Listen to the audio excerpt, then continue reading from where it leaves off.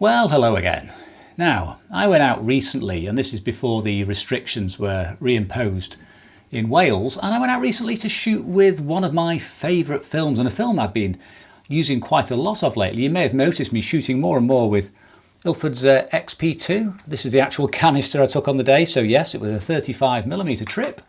And I went out with a very simple camera, simple zoom lens, and the idea was this video was going to be more about the trip itself, more about the actual walk, but due to certain errors on my behalf and with the mapping software, not always me, is it? It's always somebody else to blame. I didn't exactly get what I wanted out of the trip. However, it did give me an opportunity to hopefully demonstrate some of the virtues of Ilford XP2.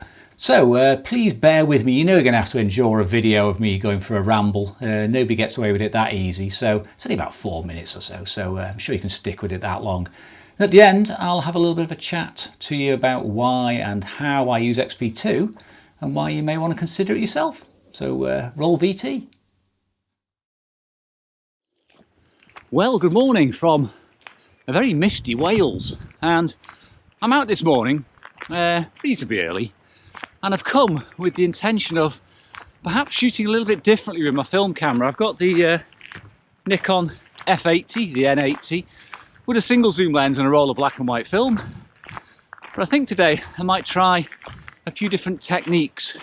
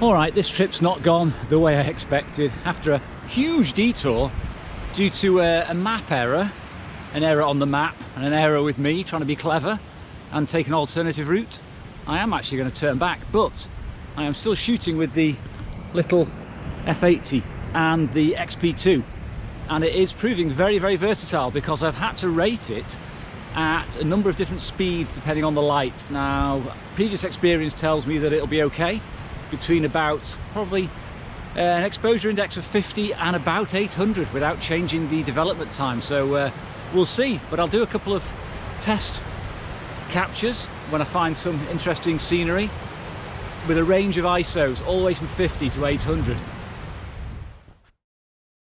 Well, that wasn't that bad, was it? Be honest. You get to see the settings I go shooting in, and it puts this discussion in some sort of context. It's not all about shooting test targets and walls to see how your lens performs and how much grain there is. This is real landscape shooting. Anyway, I had a couple of issues, as you may notice. My GoPro is a bit broken and the sound is dreadful. And yeah, I got a bit lost. Well, not lost. The application took me in the wrong way. Whoever did the map, the GPX map, needs to be taken out. And anyway, redo it please, so I don't end up climbing up a waterfall. So XP2, back to the point of this ramble. Now XP2 has a number of fantastic characteristics which make it ideal for the landscape shooter, and particularly for somebody like me who likes to go into the darkroom. First off, it has incredible exposure latitude, particularly in the highlights. If you look at the characteristic curve of XP2 and you look at the way it compares to the likes of HP5+, the ability for XP2 to preserve the highlights is shown in that shoulder on the film. As more light hits the film, it gradually rolls off gracefully. You're not going to get those blocked up skies, which you will get with HP5+ and other conventional black and white films. It's very good at taming those highlights, which means you have to worry less about filling those skies up with blank white empty spaces. Now you can recover that okay in Lightroom mostly, but it's an absolute pain in the backside in the darkroom, and you end up having to burn in excessively or do pre-flashing and all those horrible techniques which take time and effort. So I do like its ability to control those highlights. Now, another thing, the fine-grained nature of this film. It is incredibly fine-grained. It's very, very smooth indeed. You know, it's difficult to compare films in terms of actual performance, but I would say it's more akin to a 100-speed film. Now, you can get an idea of this from a picture. You were going to get this, weren't you? But it's not just an ordinary picture. No, not just an ordinary picture at all. This is an image I took in 1988. Yes, 1988, so 32 years ago. And it was taken on a very, trying to get the shine off it, a very, very basic 35mm camera with XP1, which is the predecessor of XP2, came out in about 1980 or so. And believe it or not, that image, or the image I'm going to show you now, is half the 35mm negative. Now that's a 16x20 darkroom print. I printed it in 1988, just after I'd shot it. It's half the negative, and it is sharp, and it is very fine grained. So you're talking about an incredible level of enlargement with a cheap, very cheap Nikon 400mm lens shot wide open with an F301 Nikon. Really basic kit even in those days. Incredible performance when you think about it. Very impressive these days. I'd still be happy with that now, all these years later. Now the other thing about XP2 and chromogenic black and white films like this is you can develop them in C41 chemicals. So that's the same as your colour negative films, your Portra and your Ektar. So if you want to shoot them, you can roll them all up together and get them developed in one batch. You can send them off to your mini lab, and the developing time is standard, 3 minutes 15 seconds at 38 degrees centigrade, and it comes out fine. So there's no faffing about with different chemicals and different development times and compensation and all that palaver, which you might not want to bother with if you're starting out in black and white. So it's a brilliant beginner's film. Something else as well, which is very important, is that if you start to overexpose XP2, it actually gets finer grained. Now the way the XP2 and these chromogenic films work is when you develop them, you dissolve the silver out of them and it's replaced with dye clouds. And those dye clouds have like overlapping circles, if you like, where the more you expose it, the more light it gets, the sort of more diffuse and bigger these dye clouds become. And it ends up being finer grained. So you can expose down to an exposure index of around about 50 or 100 and get a finer grained film. Just beware though, it is a little bit less sharp. So if you're looking for that real acutance, that sharpness, you may want to stick around 400 speed. But an awful lot of the time I rate it about 200 or 250 and I get the best of both worlds. Now something else which is particularly noticeable when you are processing and developing images taken with XP2 is that the grain pattern in the highlights and the midtones it's very smooth, which is actually the opposite of traditional black and white film. If you're used to shooting sort of a HP5 Plus, you'll notice in your skies they usually look quite gritty, whereas the shadows can look really nice and dense and quite clean.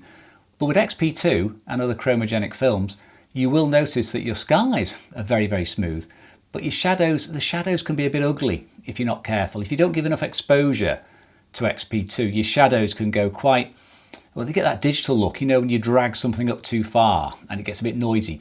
The shadows aren't as nice, so if you want to be careful and preserve your shadows, give it a bit more exposure. Go for something like EI of 200, so it gets a full stop of overexposure. But your skies will remain very, very smooth, which again makes it ideal for landscapes. On a trip a few months ago, and I made a few prints for sale of this one, I was able to make an easy 16:12 enlargement of a 35mm negative, shot with XP2 Super, and it came out absolutely fine. Really clean in the sky, good shadow detail. The performance is sort of verging on that sort of smaller medium format 645 type. You really can take liberties with this film. It's such an excellent performer. So anyway, I hope you've enjoyed this brief sort of ramble into the world of XP2 and chromogenic black and white films. I'm not sure if anyone makes them anymore apart from Ilford. There used to be a Fuji version, and also Kodak had CN400 or BN400, I forget. Never used it. A bit loyal to Ilford, a bit of a fanboy. And I am going to do a video where I do a proper comparison. And in that comparison, I am going to shoot a roller film and expose between 50 and 1600 without pushing the film, just to show you the exposure latitude. Because the early shots on this video you've seen with me rambling around in the hills by that waterfall, the first two shots were actually exposed at an EI of 800, so they are one stop underexposed. The shadows are a little bit weak, however the sharpness is superb, still plenty of detail in there, so the flexibility is absolutely fantastic. So I'll let you go now, kept you long enough, and we'll have another video in the future demonstrating in full detail just how much flexibility this film has and why you might want to consider it. So thank you very much for putting up with me, and I'll see you again soon.